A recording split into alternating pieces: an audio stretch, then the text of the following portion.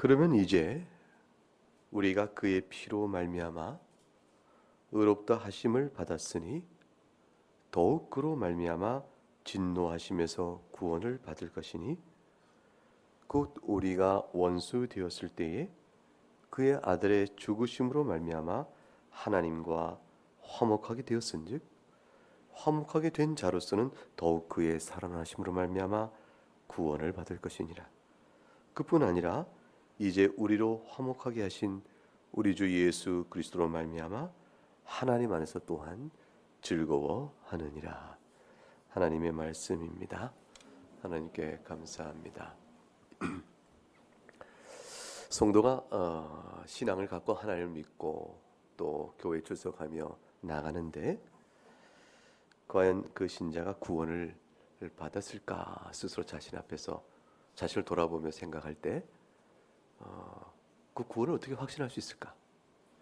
이제 그 문제는 늘 우리 신앙 가운데서 한 번씩 물어보는 질문입니다. 우리가 다 알거니와 사람이 한 번 죽으면 그 후에는 심판이 있죠. 누구도 죽음을 피할 수 없는데 그 후에 약속된 또 기록된 하나님의 말씀대로 그 후에는 심판이 있다. 그렇게 되면 그 심판에서 우리가 과연 건진을 받을 것인가? 그것이 바로 구원이라는 문제일 텐데 이것은 우리에게 굉장히 중요한 문제가 되어집니다. 아예 하나님을 계신 것 인정하지 않고 임의대로 영혼 없는 짐승처럼 살다가 죽는 인생이야. 사람이 사는 동안에 신앙이 무슨 의미가 있겠고 또 그 다음에 죽은 다음에 심판이야. 아랑곳 할 것 없겠다. 그러고 살겠지만 그러나 영혼이 있는 인간에게 있어서는 짐승과 달리 그가 살아가는 뒤에는 하나님을 만나게 됩니다. 그리고 그것에 따라서 그 앞에서 심판을 받게 되죠. 그 심판은 얼마나 무서운 것이고 얼마나 두려운 것인가 하는 것은 하나님이 높고 크심을 아는 것만큼 분명하게 되어집니다. 데살로니가전서 1장 10절에 종말에 관해 말하기를 죽은 자들 가운데서 다시 살리신 그의 아들이 하늘로부터 강림할 것을 너희가 어떻게 기다리는지를 말하니 즉 예수 그리스도의 재림을 말하면서 이는 장래에 노하시면서 우리를 구하실 예수시나 그렇게 말씀합니다. 예수를 믿는 것은 장래에 그의 재림 때 있게 될 진노에서 우리를 구원하는 것이라. 하나님이 우리를 세우시면 노하심이 이르게 하려 하심이 아니요라고 말합니다. 그러니까 하나님께서 자기 백성을 불러 세우는 것은 진노를 하려고 하신 것이 아니라 하는 말씀은 그의 백성이 아닌 자들에게는 반드시 진노함이 있다라는 말씀이죠. 그 하나님의 죄에 대한 진노에 대해서 요한계시록 20장에 설명하기를 그것을 둘째 사망이라고 했고 그 둘째 사망은 육신 가운데 죽는 사망이 아니라 영원한 사망이요. 그 사망의 고통을 가리켜서 불못에 던져진 것이라 이렇게 얘기했습니다. 주님이 말씀하신 내용 속에서는 이를 갈며 바깥 어두운 곳에 내어쳐질 것이라 이렇게 말씀하므로 하나님의 긍휼과 자비가 단 한 점과 한순간도 맛볼 수 없는 그 고통의 순간이요를 의미하는 것이요. 불못에 던진다 했으니 그것은 감각 있는 고통일 것을 우리에게 말해 줍니다. 구원의 확신이라는 것은 구원을 받는다는 것은 이와 같은 진노, 죄값을 치른 형벌에서 우리가 건짐을 받는다는 것을 뜻하는 것입니다. 그런데 우리가 어떻게 구원의 확신을 얻을 수 있을까? 이 질문을 갖고 우리가 생각할 때 오늘 본문은 굉장히 중요한 그 부분에 대한 답을 우리에게 내어줍니다. 흔히들 구원의 확신이 위기에 오게 되는 사람은 어떤 사람들입니까? 내가 과연 구원을 받았을까? 이런 걱정을 갖고 목사를 찾아와서 물어보는 사람이 있으면 어떤 사람들이 되게 그런 상태에서 물어볼까요? 어떤 상태를 가지고 와서 물어보게 될까요? 자신이 이제 불안한 것이죠. 자신이 구원을 받았을까라는 마음속에 불안감이 싹 들어서 그래서 이제 제가 구원을 받았을까요? 이렇게 물어보는 경우가 있습니다. 스스로 확신하지 않고 있는 것이죠. 그것은 대개 어떤 경우가 있냐면 가장 그 선한 경우는 뭐냐면 자기 자신을 들여다본 겁니다. 내가 내 자신을 들여다보니 도무지 내 안에 선한 것이 없다라는 사실을 보게 될 때 내가 내 자신을 들여다봤는데 죄의 모습이 흥건한 것이죠. 내가 내 안에서 들여다봤는데 들여다볼수록 비참한 자기 모습을 보게 되는 겁니다. 양심적이고 정확한 자기 관찰이 있어지는 것이에요. 내가 하나님 믿는다 하지만 내 안에서 하나님 믿는 자로서 합당한 선행과 자랑할 만한 의의 근거들이라고 내가 내세울 만한 아무것도 없다는 사실을 알게 되는 것이죠.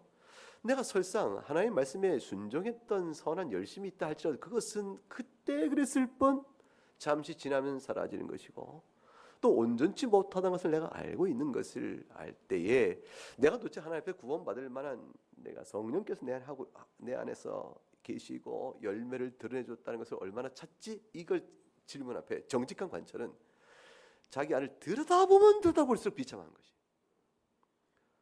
안 보면 모르는데 그냥 생각에 내가 그래도 교회 생활 이만큼 했으니까 됐지 싶어서 그냥 생각하면 될 것 같은데, 정직하게 들여다보면 들여다볼수록 절망의 숲에 빠지듯 늪에 빠지듯 점점 가라앉는 것이죠. 그래서 신자라 할지라도 자신의 죄를 발견하고 심각성을 깨달을 때, 그러면 하나님에 대한 확신이 없어집니다. 구원의 확신을 갖지 못하게 되어지죠. 정직한 신자가 아니고 아예 신앙생활을 게을리하거나 죄 중에 빠져 있을 때 말할 것도 없어요. 그 죄 중에 빠져서 자기가 습관적 죄에 질질질 끌려다니면서 그 죄를 버려야 하는데 끊어야 하는데 그렇지 못하고 있는 상태가 점점 심각해지면 질수록 자신 앞에서 구원의 위로와 확신을 찾을 길이 없고, 그래서 내가 과연 신자로 산다 하지만 이런 상태로 있을 때 과연 구원을 받았겠는가, 이런 생각을 하고 질문을 하게 됩니다. 이 모든 문제의 답은 몇 가지 원인들이 있죠. 그런데 정직하고 성실한 신앙생활을 함에도 불구하고 자기 자신의 내면 안에서 점점 비참한 또 연약한 자신의 모습을 발견함으로 오는 구원의 확신의 위기는 사실은 이 부분은 다루기가 쉽습니다. 그런데 교회 생활을 제대로 하지 않고 또는 말씀에 따라 살지 않고 죄 가운데 행하면서 구원의 확신이 문제가 있는 사람은 그 죄를 끊어내지 않으면, 그 죄를 벗어나기 위한 하나님의 은총을 자비를 구하고 죄에 대해서 대적하는 마음을 갖지 않으면 사실 벗어나기 어려운 그런 두려움이에요. 우리가 온전한 죄를 다 스스로 죄를 극복할 수 없기 때문에 우리에게는 대리속죄의 예수 그리스도의 은혜가 절실합니다. 그러나 그 은혜를 입은 자에게 있어서 구원의 확신이라는 것은 죄에 대하여 갖는 자기 마음의 어떤 중심적 태도의 변화가 있어져야 합니다. 죄를 사랑하면서 구원의 확신을 구가할 수는 없다는 것이죠. 죄를 사랑하면서, 여전히 죄를 사랑하면서 구원을 찬양한다는 것은 이건 함께 갈 수가 없는 것입니다. 죄를 미워하고 죄를 싫어하나, 그럼에도 불구하고 죄를 완전히 극복하지 못하고 아니 완전히 극복 고사하고 죄에 끌려 사는 사람일진데 구원의 확신을 찾을 길이 열어져요. 그런 사람들에게는 죄를 좋아하고 죄 가운데 머물러 있기를 원하면서 구원의 확신을 찾을 수는 없는 건데, 죄를 미워하고 싫어하나 그에 불구하고 죄를 싸워 이기지 못하는 사람에게는 구원의 근거 확신을 줄 수 있는 여지가 열어지게 되어집니다. 자, 이거 무엇을 의미하냐면, 만일 우리 자신에게서 구원의 확신을 찾는다면 이거 설명이 안 되는 부분이죠. 근데 이것이 가능한 이유는 우리 자신에게 구원의 확신이 근거가 없기 때문에 그렇습니다. 구원의 확신의 근거는 오직 객관적으로 있는 것이에요. 그것이 바로 예수 그리스도입니다. 예수 그리스도를 바라보는 데서 비로소 우리는 구원의 확신을 가질 수가 있어요. 예수 그리스도를 어떻게 바라봅니까? 무엇을 보면 예수 그리스도를 바라볼 수가 있죠? 그건 십자가를 아무리 쳐다본다고 그리스도를 바라보는 것이 아니에요. 십자가를 바라본다면 십자가 무엇을 뜻하는지에 대한 의미를 깨달을 때 그리스도를 보는 것이죠. 결국 예수 그리스도를 바라본다는 것은 기록되어진 성경의 말씀을 깨닫는다는 것을 의미합니다. 성경에 기록된 말씀을 깨닫는 것이 곧 그리스도를 바라보는 것입니다. 성경의 말씀을 알아갈수록 그리스도를 붙들고 나가는 은혜를 경험하게 되는 것입니다.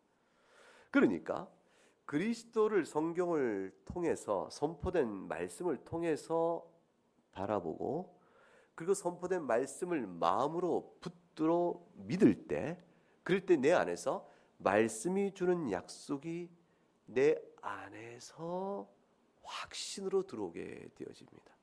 그렇게 되어지면 객관적인 말씀이요 그리스도의 행하신 일이 오직 그것을 약속하신 말씀에 따른 믿음으로 붙들면 그 그리스도의 사역이 바로 내 것으로 적용되어짐으로 인해서 비로소 나는 구원을 받는구나 라는 사실을 확신할 수 있게 되는 거죠. 그 확신의 근거는 그리스도께서 하신 일 때문인 것이지 그것을 향해 나가는 나의 선행, 나의 믿음의 강렬함, 또는 내가 하나님 앞에 서 있는 나의 어떤 그 굳건한 신앙의 열심 있는 행동, 이런 것으로 아는 것이 아닙니다.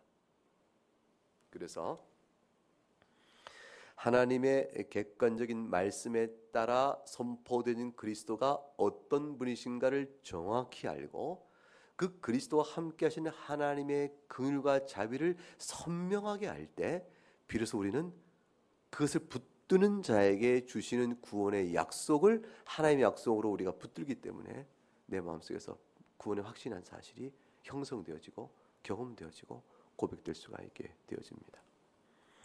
오늘 그와 관련한 중요한 대목이 9절부터 11절에 나오는 것입니다. 9절부터 11절을 읽기 위해서 먼저 8절부터 보도록 하겠습니다. 8절 말씀 한번 읽어보죠.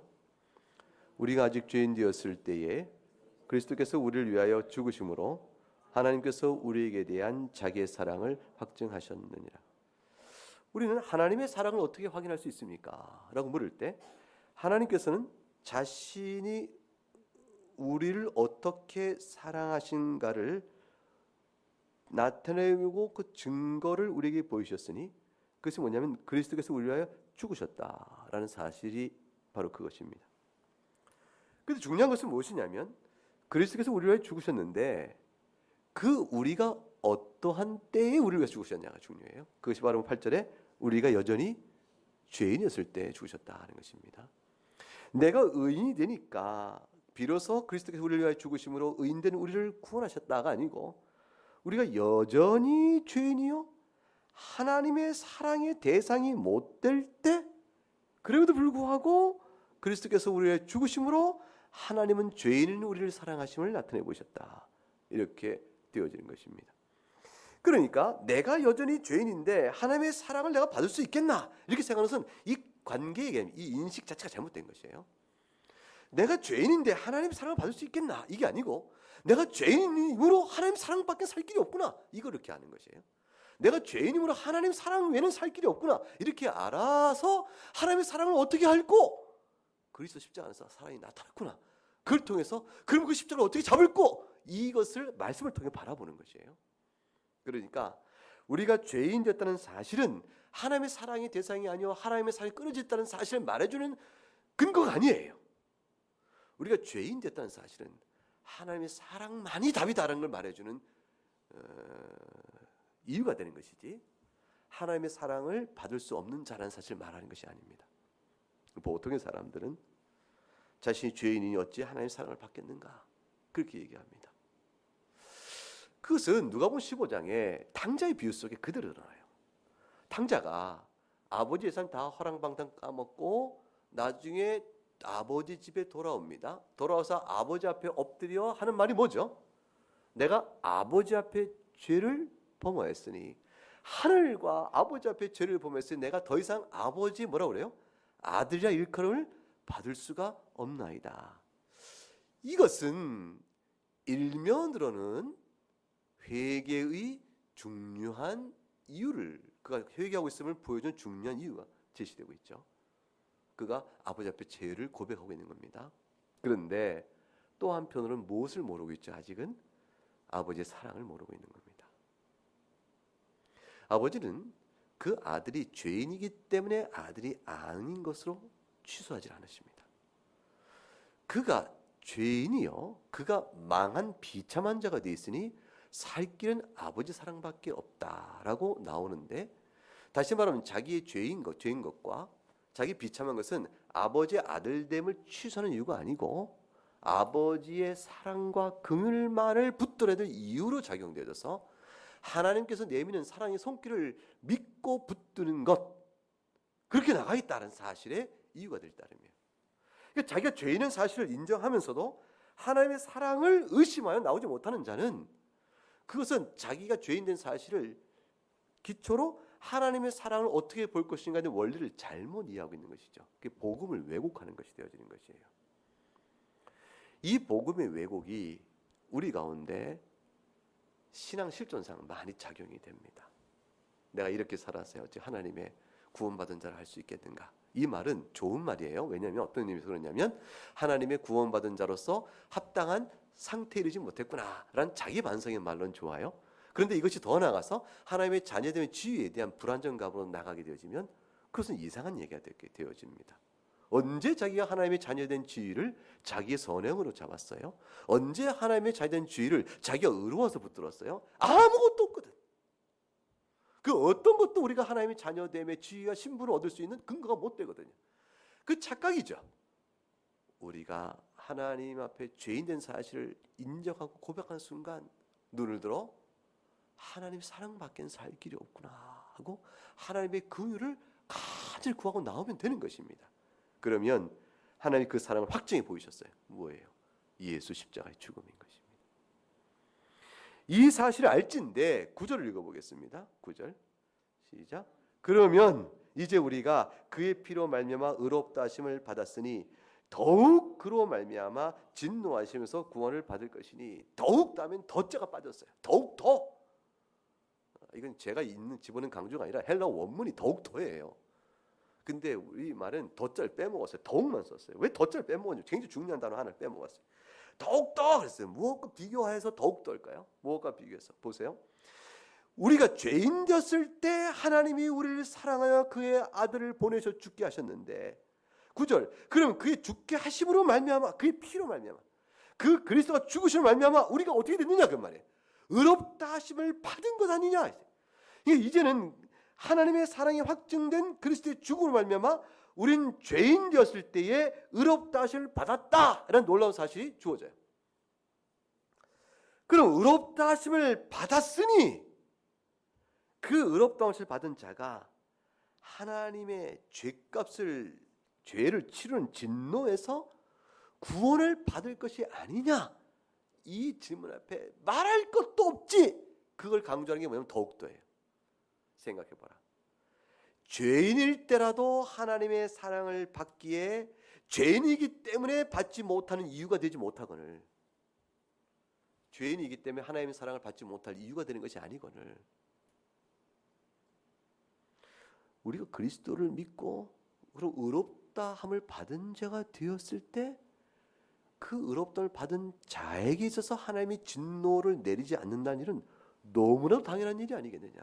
그것이 죄인조차도 하나님이 사랑하여 그의 그리스도를 죽게 하셨다면 그 아들의 피로 의롭다 하신 자에게 하나님이 어찌 진노의 노를 바라시겠냐. 당연히 진노에서 건짐을 받는 거 아니겠느냐. 그러니 죄인 되었을 때에 그리스도의 죽으심을 믿고 의롭다 하심을 받은 자에게 어찌 구원이 확실하게 보증되지 않겠느냐. 생각해보라. 그래서 예수를 믿고 의롭다 하심을 받은 자는 하나님의 진노하심에서 반드시 구원을 받습니다. 10절을 읽어보겠습니다. 10절 읽어보죠. 곧 우리가 원수 되었을 때에 그의 아들의 죽으심으로 말미암아 하나님과 화목하게 되었은즉 화목하게 된 자로서는 더욱더 그의 살아나심으로 말미암아 구원을 받을 것이니라. 10절에 우리가 원수 되었을 때 그의 아들 죽으심을 알며 하나님과 화목하게 되었으니 이제 다른 얘기가 나옵니다.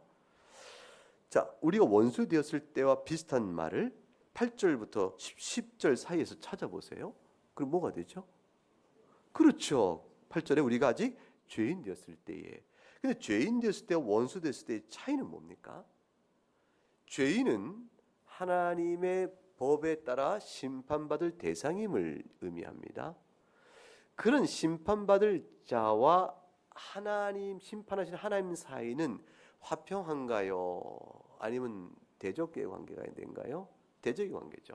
그래서 하나님과의 관계성에 비춰보면 죄인은 법에 따라서는 하나님의 법에 따라서는 죄인이요 하나님과의 관계성에 보게 되면 하나님 편이 아니라 하나님의 적대 관계가 됩니다. 그것을 원수라 표현한 것이에요.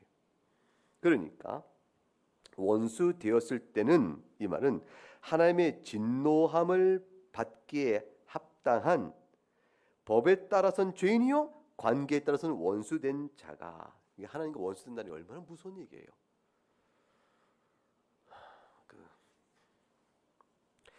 세상 사람들은 하나님을 모르는 만큼 하나님의 원수요 하나님의 진노 아래 있다는 것이 얼마나 두려운 것이 모릅니다.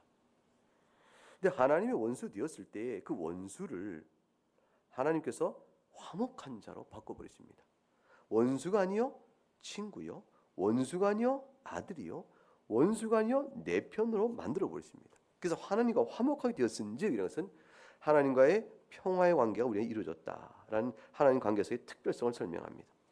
근데 그것이 어떻게 이루어졌습니까? 하니까 아들의 죽으심으로 말미암아 이루어졌습니다라고 되어 있어요.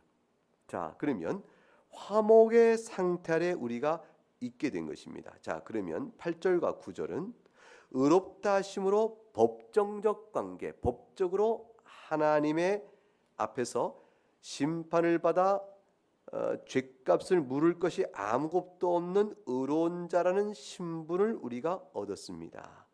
그런 신분을 얻은 사람은 10절에 하나님과 화평한 관계 안에 들어오게 되었으므로 그 마음에 하나님을 사랑하고 하나님 또한 우리를 사랑하는 그런 친밀한 관계가 형성된 자입니다. 그런 사람은 하나님과 화목되기 때문에 하나님을 두려워하지 않습니다. 이래서 내적 관계 측면이 드러납니다. 그러니까 19절에 하나님과 의롭다 하심을 받았다라는 하나님의 아들로서의 신분적 관계가 10절에 하나님과 화평한 관계를 누리는 상태적 관계로 전환되었음을 의미합니다. 그래서 그렇게 하나님과 화평케 된 자는 더서 의롭다 하심에서 발전된 것이죠. 그렇게 된 자는 어떻게 될까요? 그 다음 더욱 그의 살아나심을 말미암아 구원을 받을 것이다 라고 말씀했어요. 여기도 대조가 이루어집니다. 자, 9절과 10절 안에서 대조를 보죠. 10절 앞문장과 뒷문장의 대조를 보세요. 첫째, 원수 되었을 때에와 화목된 자는 서로 대조를 이룹니다. 그 다음에 죽으심으로 말미암아 그것과 살아나심으로 말미암아 서로 대조를 이룹니다. 그리고 나서 더욱 더가 붙어 있습니다. 그럼 생각을 해보자는 것이에요. 하나님께서 원수된 자도 그의 아들을 죽이심으로 화목하게 만드신다. 그러면 화목해 된 자는 그 아들이 살아나심으로 말미암아 얼마나 더 구원을 얻겠냐 이렇게 얘기하는 거예요. 자, 그러면 대조가 점점점 강해지고 있죠. 8절과 9절 사이에 죄인이었을 때 그리스도를 죽이심으로 하나님의 사랑을 확정하셨다. 근데 죄인인 우리가 그리스도의 죽으심으로 말미암아 의롭다함을 받았으면 그럼 얼마나 하나님의 사랑에 따라 진노에서 구원을 받겠느냐. 이건 말할 것도 없지 않겠냐. 더욱더 그런 것이에요. 그리고 10절에 가서 우리가 원수 되었을 때 아들의 죽으심으로 화목하게 되었다. 근데 화목하게 된 자라면 그의 살아나심으로 말미암은 얼마나 더 구원을 얻겠냐. 더욱더 이렇게 된 거죠. 말할 것도 없지 않냐 그 말이에요. 그래서 그러므로 8절부터 9절 11절까지 쭉 이어오는 내용은 같은 사실을 다른 측면으로 조금씩 바꾸면서 점점 예수 그리스도 안에 있는 자에게 결코 정죄함이나 하나님의 진노에 따라 놓여질 이유가 전혀 없으며 거기서 완전하게 구원을 받았음에 대한 확증을 점점 강하게 해줍니다. 이것이 구원의 확신의 근거를 도대체 어디다 두어야 할 것이냐를 우리에게 보여줍니다. 저는 하나님 앞에서 죄인이에요. 저는 살 길이 없을 것 같아요. 하나님께 저를 구원하셨다면 이토록 죄인된 모습 놔두지 않으셨을 것 같아요 라고 말하는 그 순간에 정령코 죄를 미워하고 죄인을 됨을 비참하게 애통히 여긴다면 하나님께 살 길을 내어주신 것을 바라보라. 죄인됨은 살지 못할 자임을 말하는 것이 아니라 하나님의 긍휼만을 바라봐야 될 이유를 보여줄 따름이니 하나님께서 용서치 못할 죄는 없다. 그거죠. 그러니 예수를 믿고 의롭다 하심을 받으면 약속의 말씀인데 하나님의 진노에서 구원받을 걸 왜 두려워하겠느냐. 그거를 구절에 얘기하는 것이고, 그리고 더 이상 하나님 앞에서 예수 그리스도의 피로 말미암아 의롭다함을 받으면 더 이상 하나님의 원수가 아니니 오히려 하나님과 화목하게 된 자니 예수는 살아났음으로 말미암아 더욱더 화목하게 된 자가 살 것이 아니냐. 예수님의 살아나심으로 인해서 우리 안에 들어간 증거는 뭐냐면요, 우리가 죄도 죽고 의도 산 자가 된다는 로마서 6장의 말씀이에요. 그 뒤에 로마서 6장을 갈 때 읽어보게 될 것입니다. 따라서 내가 아직 죄인이니까 용서하지 않으실 것 같아요. 저는 하나님과 원수된 것 같아요. 이런 식의 말을, 이런 호소는 그걸 통해서 구원의 확신의 근거를 못 찾는 자에게는 예수 그리스도를 바라보라. 그리고 그 말을 붙들라. 그리하면 네가 살 것이라 라는 사실을 이렇게 제시용으로 확증 지을 수가 있습니다. 그래서 11절의 결론의 말씀이 뭐라고 나옵니까? 그뿐 아니라 이제 우리로 화목하게 하신 우리 주 예수 그리스도 말미암아 하나님 안에서 또한 즐거워하느니라. 이 즐거움은 무엇이냐면 그게 생각나는 거예요. 예. 마음에 확신이 오는 것이죠. 맞다. 내가 아직 죄인 되었을 때 내가 그리스도의 피로 말미암아 의롭게 된 것이구나. 그러니 내가 스스로 열심을 행하는 선행으로 되는 것이 아니구나.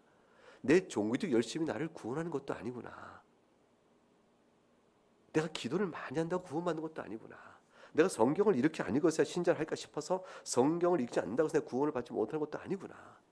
오직 구원은 예수 그리스도로 말미암아 주어지는 것이구나. 이 사실에 대한 명료하고 분명한 인식을 마음에 깊이 가두면서, 그럼 나는 어떻게 하면 이 구원의 그리스도가 하신 일이 내 것이 된다고 생각할까? 그것이 그다음 중요한 문제예요.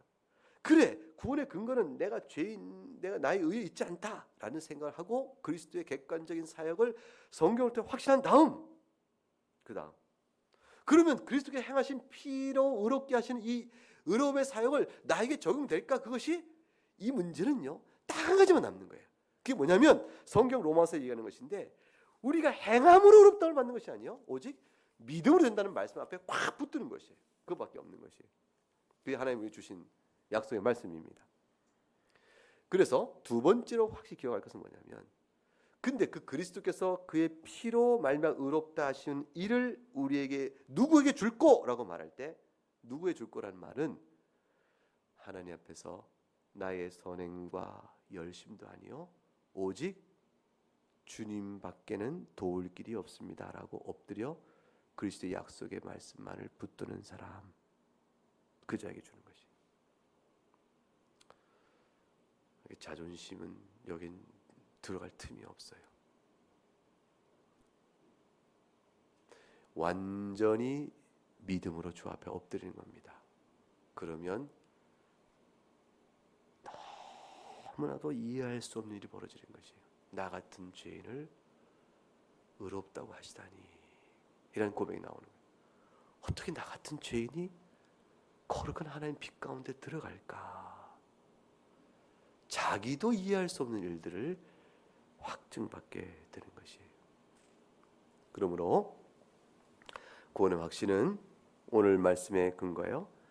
우리 자신을 들여다보는 일은 아무것도 없어요. 8절부터 11절 가운데서 하나님 안에서 또한 즐거워하는 게 뭐예요? 이게 내가 구원받은 하나님의 자녀임을 확신하고 자랑하고 기뻐하는 것이거든요. 그러니까 그것을 어떻게 즐거워하냐 그 말이에요. 내가 하나님 안에서 예수 그리스도 말미암아 구원받은 것을 내가 즐거워할 수 있는 이유가 무엇이냐라고 11절 말씀을 놓고 물어보면 거꾸로 계속해서 어떻게 올라가요? 우리가 죄인 됐을 때 그리스도가 우리에게 죽었다. 하나님 사랑이 확증됐기 때문이다. 우리에게 그의 피로 의롭다를 받았기 때문에 하나님의 지은대 구원받을 것이다. 우리가 원수였을 때 그 아들 죽으신 말미암아 하나님과 화목이 됐으니 화목이 되어 더욱이 살아나신 말미암아 구원을 받을 것이 아니냐. 그래서 이 사실을 믿음으로 내가 알기 때문에 내가 즐거워한다. 이렇게 말하는 것이 전부 답. 모든 것이 답이에요. 이 말씀을 이렇게 명료함에도 불구하고 의심을 하고 있던 사람이 있다면 그 두 가지 이유라고 그랬어요. 첫째 하나는 말씀의 선포를 듣지 않고 있는 사람이에요.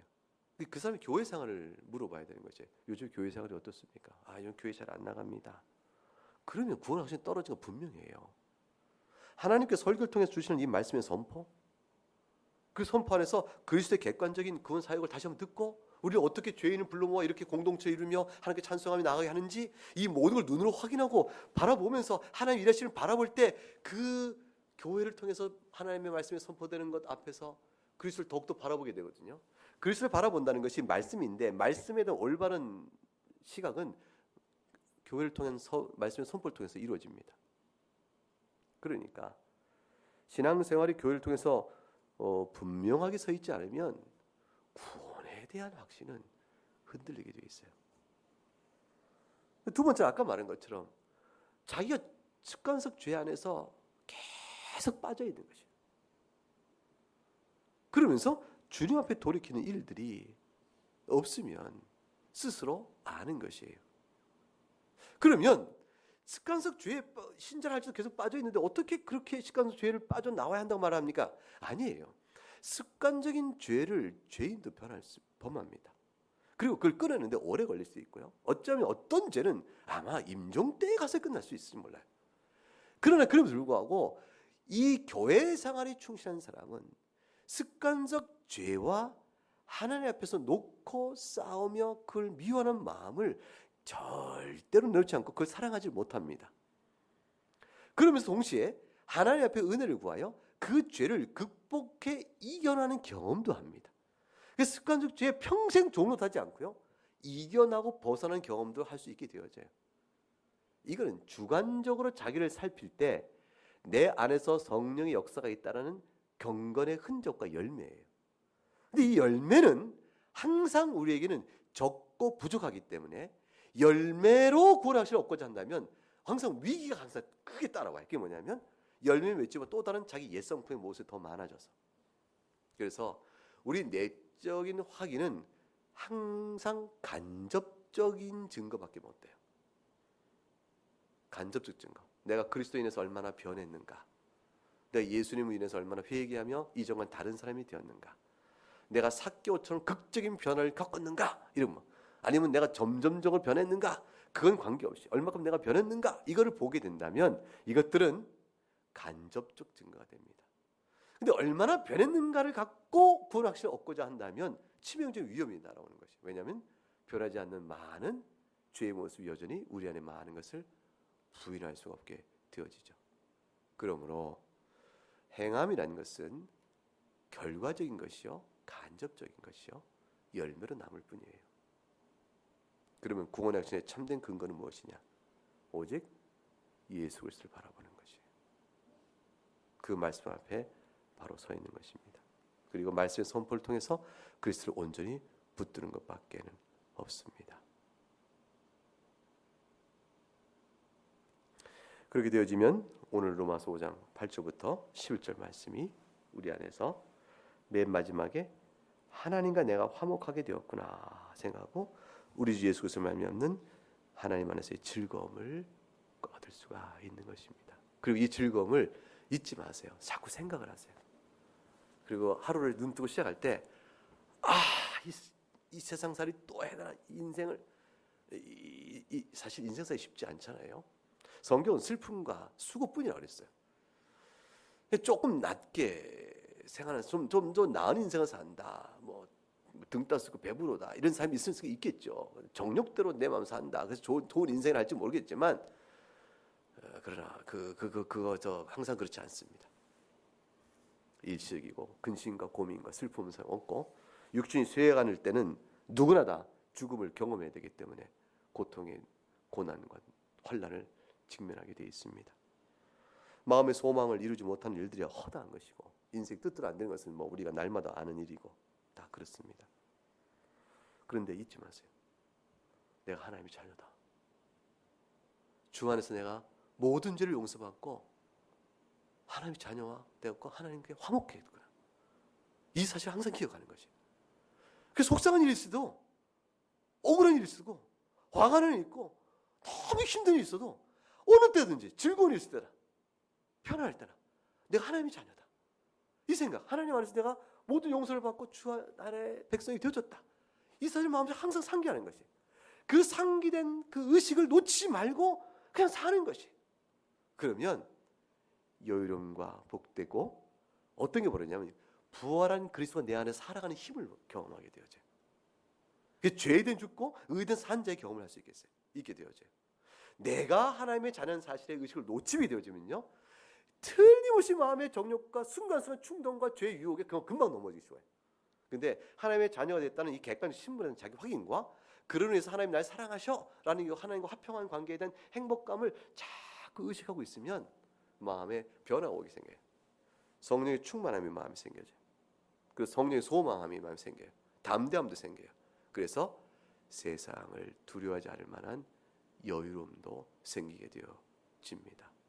그것을 가리켜서 우리 주 예수 그리스도 말미암아 하나님 또한 즐거워하느니라 이렇게 말했습니다. 그리고 보면 5장 1절에 다시 1절 보세요. 1절 읽어볼까요? 우리가 믿음으로 의롭다 하심을 받았으니 우리 주 예수 그리스도를 말미암아 하나님과 화평을 누리자. 바로 그 요약돼 버렸어요. 지금 내내 설명한 것이 다시 요약됐죠. 믿음으로 의롭다를 받았으니 하나님과 화평한 사람이 됐다. 그래서 어떻게 됐어요? 2절 읽어보죠. 또 그러 말미암아 우리가 믿음으로 서 있는 이 은혜에 들어갈 얻었으며 하나님의 영광을 바라고 즐거워하느니라. 그 즐거움이 우리에게 주어지는 것입니다. 하나님이 내가 자녀가 되었구나. 그래서 어떻죠? 3절 4절에 환난 중에도, 인생이 환난인데 환난 중에 즐거워할 수 있고 환난을 참아내고 인내 가운데 살아가는 믿음의 계속적인 줄기가 이어지고, 인내는 건 믿음의 연속이에요. 믿음을 계속 붙들고 나갈 수 있고, 따라서 믿음을 계속 붙들고 가는 사람의 신앙적인 연단 즉 열매가 드러나고 믿음의 증거가 드러나고, 따라서 소망을, 그리스도 안의 소망 가운데 기뻐함을 더욱더 마음에 갈 수 있게 되어지며, 5절에 그래서 성령으로 말미암는 하나님의 사랑에 대한 확신이 주어지니 이게 바로 구원의 확신이에요. 5장 1절부터 5장 11절은 구원의 확신이 무엇입니까? 어떻게 얻습니까에 대한 가장 성경 안에서 요약적인 답이 주어져 있는 부분입니다. 이 말씀으로 우리 주 예수 그리스도 안에 있는 신앙의 행복을 좋게 누리고 하나님의 자녀로서의 담대함으로 살아갈 수 있는 여러분 될 수 있기를 주 이름으로 축복합니다. 함께 찬송.